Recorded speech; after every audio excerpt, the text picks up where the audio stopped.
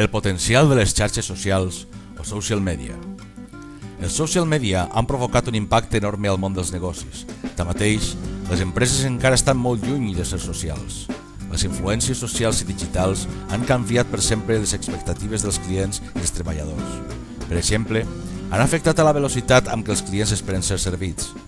Tot i així, segons l'article Redes sociales útiles y gratuitas pero se aprovecha su potencial del portal d'economia l'economista.es, un estudi de la Fundació Banesto publica que només un 55,3% de les empreses estan connectades a alguna xarxa social. A més, les que estan connectades no aprofiten del tot els avantatges i el seu potencial. Seguidament, veurem alguns dels avantatges d'aquests mitjans. Les xarxes socials ens permeten conèixer el mercat i els clients, i aquests marquen cada vez la pauta del consumo, assegura Enrique San Juan, expert en xarxes socials per a empreses i professionals.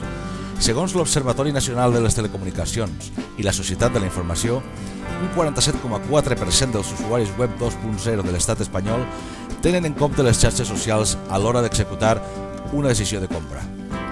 Les pimes, que abans no tenien accés a àrees només destinades a grans empreses amb grans recursos, ara gaudeixen de més eines de màrqueting i de competència, i les xarxes socials han posat al seu abast estratègies de posicionament i màrqueting que, per costs, estaven només reservades a les grans corporacions.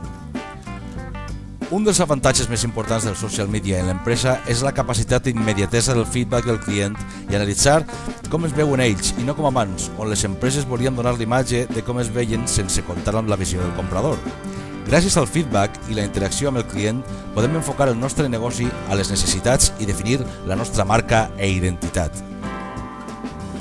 A l'internet hi ha milions de clients potencials, però no cal només estar, sinó tindre un pla clar i una estratègia definida i treballada.